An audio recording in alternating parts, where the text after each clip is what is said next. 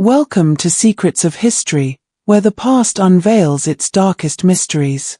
The Bishopsons were the kind of family everyone wanted to be. They hosted summer fairs, funded the local library, and never missed Sunday service. In a town where gossip traveled faster than light, the Bishopsons were untouchable symbols of grace, stability, and quiet power. Their home sat proudly at the town's edge, white fences gleaming, gardens perfectly trimmed. And behind it all, tucked just beyond the orchard, was the old stone well. It had been there longer than anyone could remember, older than the house, older than the town itself. The Bishopsons always said it was just decoration. No one thought to question that. Until the day they decided to open it. It started with the drought. The town's water reserves were drying up, and panic was beginning to spread. That's when Edward Bishopson, the family's newest patriarch, made his grand promise he'd reopen the old well, the one his ancestors sealed off generations ago. People cheered, grateful, relieved. For the first time in weeks, the town had hope. But hope can be dangerous when it's built on something buried. The night the well was drained, the smell hit first, something rotten, something wrong. The water wasn't clear, but thick and dark, bubbling like something alive. By dawn, the Bishopson property was surrounded by police, though no one ever released a statement about what they found. The family never came outside again. Curtains drawn, gates locked. And for a while, the town pretended everything was fine. Until the whispers began. People said the well wasn't meant for water, it was meant for keeping secrets. The kind of secrets that don't rest easy. And when the Bishopsons disturbed it, they didn't just drain a well, they woke what was sleeping at the bottom. Because in towns like this, history isn't written in books.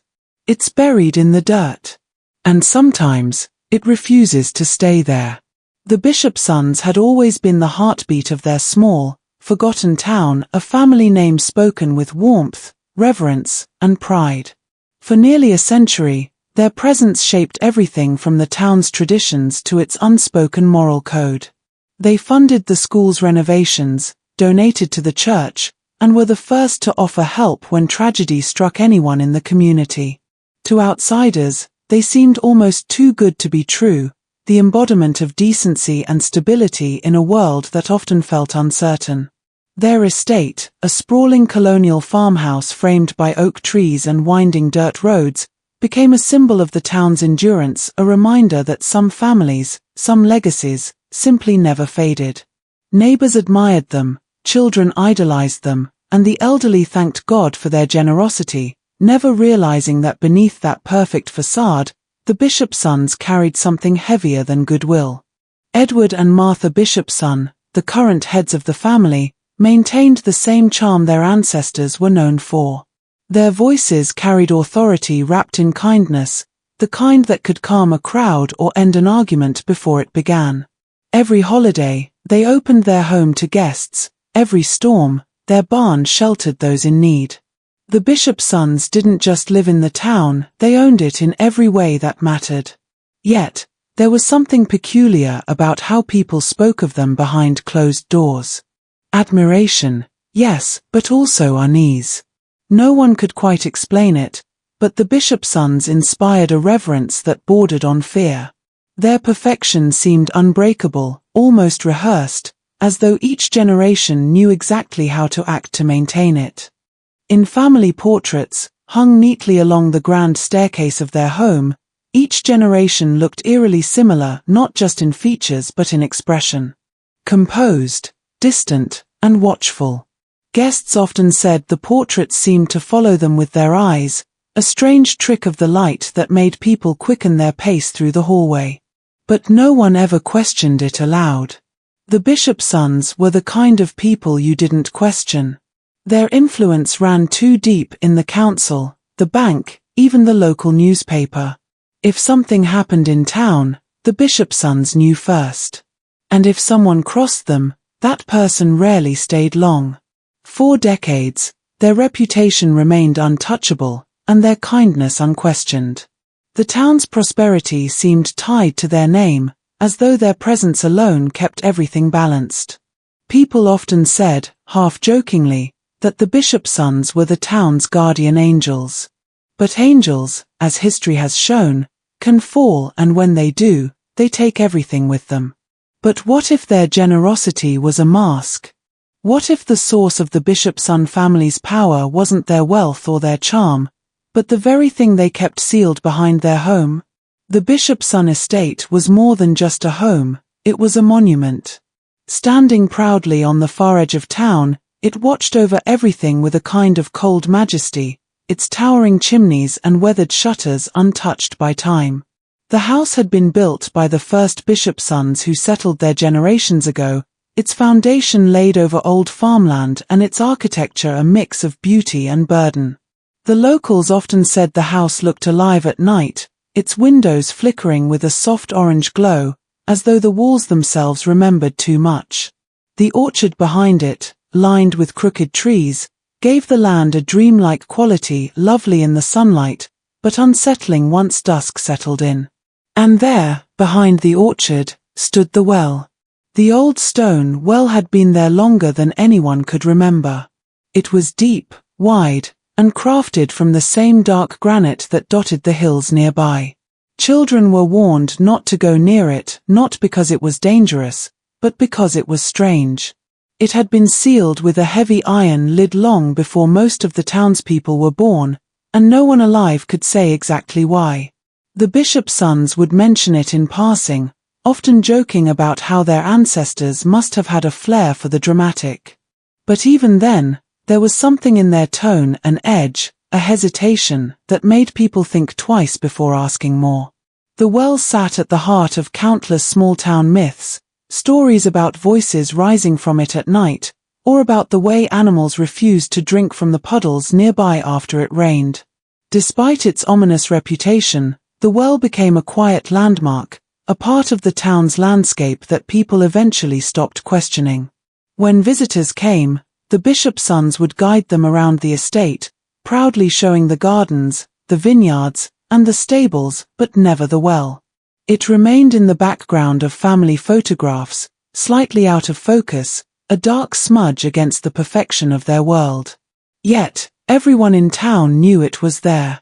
The older residents whispered that the Bishopsons' wealth had come from the well, that some sort of bargain had been made generations ago, a pact sealed beneath the ground. Others claimed the well had been used during the early years of the town for something unspeakable, something the Bishopsons were sworn to protect or conceal. Whatever the truth was, the well became part of their legacy, just as much as their charity and good name. It was as if the two, the family's kindness and the well's darkness, balanced each other, one feeding off the other in ways no one dared to understand. The well had always been a mystery, even to the Bishopsons themselves, or at least that's what they claimed. Generations had passed since it was last touched, sealed under layers of concrete and superstition. No one in the family could say exactly who had closed it, though every retelling of its story seemed to shift depending on who was speaking. Some said it was after a tragedy, others whispered about a sickness that spread from its waters, but the most unsettling version claimed that the well had been sealed because something inside refused to stay buried. What began as folklore hardened into rule, a quiet understanding that the well was not to be disturbed, no matter the reason. As time went on, the reason for the well's sealing faded into rumor. It became one of those odd family details that no one fully understood but everyone respected. When guests toured the Bishopson estate, they might catch sight of it through the trees, a round shadow of stone half hidden by vines, its iron lid rusted and bolted shut. Children dared each other to approach it, to knock on the metal cover and listen for an echo, but those who did often returned pale, claiming they'd heard something knock back. It was the kind of story adults brushed off as imagination, yet no one ever tried to prove them wrong. There were always hints that the Bishopsons knew more than they admitted. The family archives, meticulously kept for generations, skipped over the year the well was sealed entirely. In every family record, That section was missing, no diary entries, no business logs, no photographs. The pages were either blank or torn out, leaving an unsettling gap in what was otherwise a flawless lineage. When asked, Edward Bishopson once laughed it off, calling it the year no one wanted to remember. But the way his eyes lingered on the window, on the direction of the well, told another story. As the decades passed, nature began reclaiming the area around it. Weeds sprouted through the cracks in the stone, ivy crept up its sides, and small animals avoided it entirely. Even in the harshest winters, when the ground froze solid, the soil around the well stayed soft and damp, as though the earth beneath it was restless. Despite its silence, the well seemed alive in its own way, watching, waiting, biding time. And though most of the town had forgotten why it was sealed in the first place, there was an unspoken rule that everyone followed. You could walk the Bishopson property, you could admire their gardens and their charm, but you never, ever went near the well. And then, the drought came. A crisis that would force the Bishopsons to break their own most sacred rule, and in doing so, unleash a horror that had been waiting in the dark for generations. When the drought came, it changed everything. The town had always depended on the Bishopsons for stability, financial, moral, and now, it seemed, even survival. The summer stretched on mercilessly, weeks without rain, the earth cracking open beneath dry grass, wells running dry one by one. Crops withered, livestock fell ill, and whispers of desperation began to echo through the community. People started to look for leadership, for someone who could fix what nature refused to. And as always, their eyes turned toward the Bishopson estate. That's when Edward Bishopson stepped forward, calm and collected, with a solution that made the town breathe again. He said the Bishopsons still had a well. At first, people thought he was joking. Everyone knew the old stone well behind their property was sealed, it had been that way for generations. But Edward spoke with that same reassuring tone that had carried the Bishopson name through every crisis before. He told them he'd looked into the family's records, that the well had once been the deepest in the county, and that it could still hold fresh, clean water if reopened. He promised to have it emptied, cleaned, and restored for the town's use. It sounded noble, almost holy, another act of Bishopson generosity. The townspeople were eager, desperate even, and they offered to help however they could. The work began quickly. A few laborious from town came to assist, though most were hesitant to touch the well itself. Its rusted lid had to be pried open with tools, the screeching metal echoing across the fields like something waking from a long, unwilling sleep. Edward oversaw every step, refusing to let anyone else handle the old documents he'd found that supposedly gave instructions for how to drain it. He smiled often, but his eyes had grown distant, and more than one person noted that he'd stopped attending church around that time. The first sign that something was wrong came when the workers started to complain about the smell. They said the air near the well felt heavy, humid, almost suffocating, even though the rest of the town was dry as dust. Birds stopped nesting in the nearby trees. Tools went missing, and those who worked past sundown claimed they heard faint sounds coming from deep below, not the echo of water, but something that almost sounded like breathing. Edward brushed off their concerns, insisting the town's future depended on seeing the work through. The people believed him. They always had. No one realized that in their eagerness for salvation, they had given him permission to unseal something that had been kept closed for a reason. The night the well was emptied began like a celebration. The Bishopsons had promised renewal, and the entire town gathered near the estate to witness what they believed would be a moment of hope. Lanterns flickered along the dirt paths, and the air buzzed with anticipation. For weeks, they had watched as the workers struggled to drain the ancient well, the machinery groaning as though the earth itself resisted the effort. Edward Bishopson stood near the edge that night, his sleeves rolled up, a proud smile on his face as he assured everyone that the water would return before morning. But as the pumps churned and the last of the dark liquid was drawn from the well, that excitement began to fade. The air shifted, heavy, metallic, and strange, and the townspeople fell silent, unsure of what exactly they were smelling. At first, they thought it was rot from the stagnant water, but then the stench deepened, spreading through the orchard like smoke. Someone gagged. Another stepped back. The color drained from Edward's face, though he said nothing. A few of the workers shone lanterns down into the well, and what they saw made several men drop their tools and run. The light revealed not clear, fresh water, but layers of filth and something that looked disturbingly organic, fragments of bone tangled with decayed fabric, glinting metal that might have once been jewelry, and shapes that were far too human to be mistaken for debris. The Bishopsons, once the source of the town's pride, stood frozen as realization spread through the crowd. The sheriff arrived within the hour, but by then, many of the witnesses had already fled. Those who stayed swore that before the authorities cordoned off the area, they saw something glimmering deep in the drained pit eyes, or perhaps the illusion of them, reflecting the lantern light from below. The official explanation never came. The well was declared a health hazard, the investigation sealed, and the town was told to go home. But people talked. They said the smell of that night never truly faded, that it lingered in the soil around the Bishopson property for weeks. Afterward, Edward Bishopson locked the estate's gates and withdrew from public life. His family stopped attending town gatherings.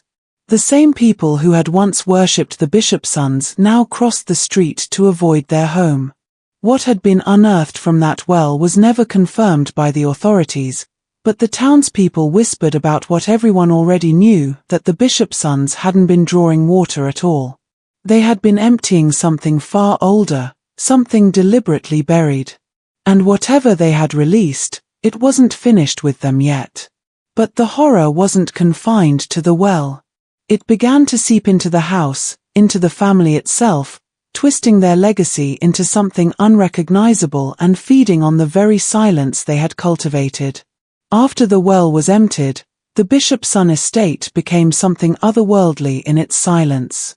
The once lively home that hosted garden parties and charity auctions turned cold and hollow, its windows dark even during daylight. Neighbors whispered that Edward Bishopson had aged 10 years in a week, his once confident stride now reduced to a quiet shuffle. He no longer visited the town square or opened his store. The man who once greeted everyone with warmth now recoiled at the sight of his own reflection. His wife, Eleanor, was said to wander the halls at night, carrying a candle and muttering to herself, sometimes calling out names no one recognized. The Bishopson children stopped attending school, their absence explained away by illness, though no one ever saw a doctor arrive at the estate.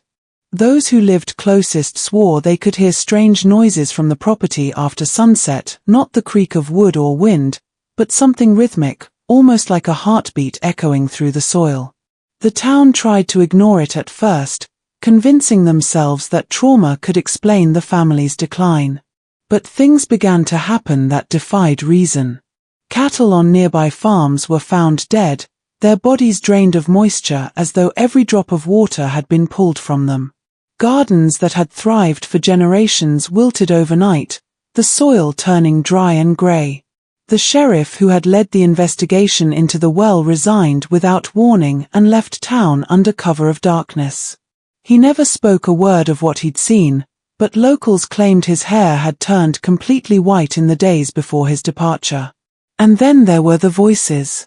People walking past the Bishopson property late at night swore they heard whispers coming from the well, low and drawn out, as if carried on a breeze that didn't exist. Some even claimed to hear crying, the sound of children, faint and echoing, rising from beneath the ground. The town council ordered the well to be sealed, but each morning, the boards placed over it were found cracked or burned, as if something from below was pushing upward. The Bishopsons themselves refused to speak of it. When reporters from neighboring counties came asking questions, Edward turned them away, pale and trembling, insisting that the well was done with them. But it wasn't. Strange marks began appearing on the walls of the estate, wet, dark stains that spread even as the family tried to scrub them clean. The Bishopsons' servants all left within days, each one complaining of nightmares and waking to find their beds damp with an unexplainable moisture. Whatever had been pulled from that well seemed to have found a new home within the Bishopson residence, and the family's attempts to deny it only made its presence stronger, hungrier, and far more visible. The Bishopsons' decline was gradual, but the turning point came with the night of the drought storm. It had been weeks since the sky had offered a single drop of rain, and the town was desperate. The fields cracked, the riverbed turned to dust, and even the air felt dry enough to burn the lungs. Then, one night, lightning began to flash across the sky without thunder, illuminating the Bishopson estate in strange, stuttering light. People who lived nearby said the storm seemed to center over their property, clouds twisting and churning in impossible shapes while the rest of the town remained still. From a distance, witnesses saw water, or what looked like it, rising up from the Bishopson well in a slow, shimmering column before vanishing into the air. Some thought it was steam, others said it was something alive, something moving with intent. By morning, the earth around the well was blackened and slick, as though scorched by fire yet soaked through. When the storm cleared, the Bishopsons were never the same. The family's servants were gone for good by then, leaving only Edward, Eleanor, and their 3 children in that vast, echoing house.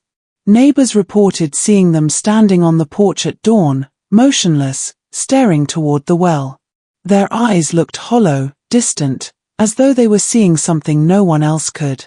That same day, a faint smell of sulfur drifted through town, and the local priest came to bless the property. He stayed less than an hour. When he left, he refused to speak of what he saw inside, but his hands trembled as he drove away, clutching his rosary so tightly that the metal cross left a mark in his palm. After that, the Bishopsons withdrew completely. Curtains stayed drawn. The once manicured gardens grew wild, vines crawling over the fences and up the house like they were reclaiming it.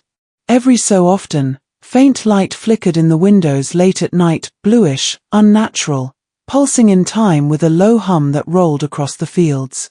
A few curious townsfolk who dared to get closer said they could feel vibrations underfoot, like something moving beneath the soil. The well, which had been sealed over and blessed, now bore cracks across the boards, oozing moisture even in the driest weeks. Rumors spread that Edward had begun to hear voices coming from the well again, telling him that the water would return, but at a price. Others said Eleanor had stopped speaking entirely, communicating only through notes written in a hand that didn't look like her own. The Bishopson children were seen wandering the garden at dawn, their feet bare and their clothes damp, whispering to one another about the people underground. Whatever the family had unleashed that night of the drought storm, it wasn't gone. It had found its way back, drawn once again to the very place it had been disturbed, the well that refused to stay silent. In the end, the Bishopsons didn't just lose their home or their name. They were consumed by the very secret that had built their empire, becoming a permanent part of the darkness they had tried to control. As the weeks passed, the Bishopsons' isolation grew into obsession. Edward stopped tending to his business altogether, spending hours by the well as though waiting for it to speak. Neighbors who watched from afar claimed they saw him lowering small bundles wrapped in cloth into the opening, whispering words too faint to hear. Some believed he was trying to make peace with whatever had been awakened, others were certain he was feeding it. The family's estate began to decay, windows left open to the elements, doors creaking through the night. Eleanor, once known for her elegance and composure, was seen wandering near the edge of the property barefoot, her dress soiled, her hair unkempt. She muttered about voices, about the children who wouldn't stop calling, though their 3 children were locked inside, rarely seen, their faces pale and eyes shadowed. The town's fear shifted from sympathy to dread. Rumors began to circulate that the Bishopsons had been cursed long before the well was ever touched, that the land their home was built on was once a burial ground for victims of a long-forgotten sickness. The oldest residents remembered stories their grandparents told about bodies being dumped into pits to stop the spread, about a well that was sealed and marked never to be opened again. And now, that mark had been broken. The connection between the Bishopsons' wealth and the land's dark past became impossible to ignore. Some said the family's fortune had been bought through the suffering of those who died there, that the well itself was their unhealed wound. Then came the night the town's animals began vanishing. First it was dogs, then livestock, and soon even the birds avoided the area around the Bishopson property. A hunter claimed he found a trail of wet footprints leading from the riverbank to the back of their estate, the prints small, childlike, but too deep to belong to anything human. The same night, a faint light was seen glowing from within the well, a soft, bluish pulse, rhythmic like breathing. Edward was spotted standing beside it, his head bowed, whispering again. By morning, he was gone. When townspeople finally dared to approach, they found the well covered in condensation, warm to the touch despite the cool air. Eleanor and the children remained inside the house, refusing to open the door, though faint sounds of movement could be heard within. It was said that if you pressed your ear to the door, you could hear multiple voices, some human, others not, echoing in a low hum that made the wood vibrate. Whatever had taken Edward hadn't stopped with him. It had become part of the family now, threading itself into the walls, the soil, and the stillness that seemed to breathe on its own. The disappearance of Edward Bishopson marked the beginning of a series of events that the town would never fully recover from. Days after he vanished, a strange mist began to roll in from the edge of the Bishopson property every night at precisely midnight. It was thick and heavy, glowing faintly under the moonlight, and it moved with purpose, coiling through the streets like a living thing. Those who breathed it in complained of dizziness, vivid nightmares, and an unshakable sense of being watched. By morning, the mist would recede, retreating back toward the Bishopson estate, as if tethered to it. The authorities tried to investigate, but their reports made little sense, compasses spinning, equipment malfunctioning, voices captured on tape whispering names that matched the town's earliest settlers. The name Bishopson appeared again and again, spoken in tones of reverence and accusation all at once. Inside the house, Eleanor's mind began to fracture. She was seen one morning standing in the garden, her nightgown soaked through as if she had climbed out of the well herself. When the local doctor tried to approach, she hissed at him to leave, claiming that Edward was still speaking and that he wasn't gone, just beneath. After that encounter, she was never seen outside again. Neighbors reported hearing the piano playing late at night, though the family's servants had long fled and the house was believed empty. The melody was always the same, soft, melancholic, and unfinished, looping endlessly until the first light of dawn. One night, a group of townsmen decided to end it. They gathered torches and weapons, determined to tear down whatever was left of the Bishopson estate. When they reached the gate, the mist thickened so suddenly that visibility vanished. One of the men swore he felt small, cold hands grasping at his ankles, trying to pull him down. Another claimed to see faces forming in the fog, not monstrous, but mournful, eyes wide as though pleading for release. When the mist finally lifted hours later, 2 of the men were gone. The others stumbled home in shock, unable to explain what had happened. The only thing they could agree on was the sound, a low wailing that seemed to come from deep within the ground, rising in intensity until it blended with the wind. By the next morning, the town had made a collective decision. The road to the Bishopson property was to be closed off permanently. No one was to speak of what had happened, and no one was to approach the house again. But silence couldn't erase what had been unleashed. Every year, on the anniversary of Edward's disappearance, the same mist returned, curling through the town like memory made manifest, carrying with it the faint sound of that same unfinished piano song, echoing from the depths of a home that refused to die. Years later, the Bishopson estate still stood, untouched yet never truly abandoned. Nature had begun to reclaim it, vines crawling up the once grand walls, roots breaking through the cobblestone path, and ivy swallowing the balcony where Eleanor once waved to guests during summer festivals. The house had become a silhouette, a ghost of its former self, looming at the edge of town like a reminder of what everyone was trying to forget. Children dared each other to sneak close enough to touch the gate, but none ever made it far. Even in daylight, the air around it felt colder, heavier, and birds refused to fly overhead. For decades, the Bishopsons' story was spoken of only in fragments, a cautionary tale about greed, curiosity, and the danger of disturbing what was meant to stay buried. But the land, it seemed, never forgot. Local historians who later studied the property noticed something unnerving. The well that had been filled, sealed, and covered over countless times had a habit of reopening itself. Satellite images taken years apart showed subtle changes in the soil, a darkened patch forming in the same spot again and again. Surveyors who tried to investigate found their equipment malfunctioning, batteries draining, and audio recordings filled with static punctuated by faint, rhythmic tapping sounds. A few even reported hearing voices when standing near the perimeter fence, not whispers this time, but something like chanting, low and melodic, echoing from beneath the ground. The town, still haunted by its past, refused to allow any further digging. They called the area cursed, an open wound in the earth that refused to heal. Then came the fires. Small at first, brush igniting near the edge of the property, flames that appeared without wind or storm. But over the years, the fires spread further, consuming parts of the forest and forcing evacuations. When the ashes cooled, investigators found no source of ignition, only damp, scorched soil. Residents said the fires seemed alive, burning in patterns that curved around the Bishopson property but never crossed into it, as though something within the estate was repelling them. The final fire was the worst, a blaze that tore through the outer fence, engulfing what was left of the house.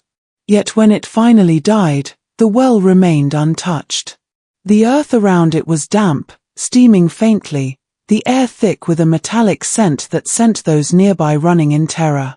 The town tried one last time to erase the Bishopson legacy, leveling the ruins and planting grass over what was left, but the ground refused to stay still. Within weeks, the grass withered and sank, revealing once again the dark outline of the well. And though no one dared to approach it, those living closest swore that on still nights, they could hear faint splashes echoing from below, followed by the soft, unmistakable sound of someone or something climbing upward. As the shadows of this unsolved mystery fade into the past, the secrets of history await you. Subscribe now to Secrets of History, and join us as we unearth more chilling tales from the abyss of time. Hit that bell icon, and let the past whisper its truths to you next time.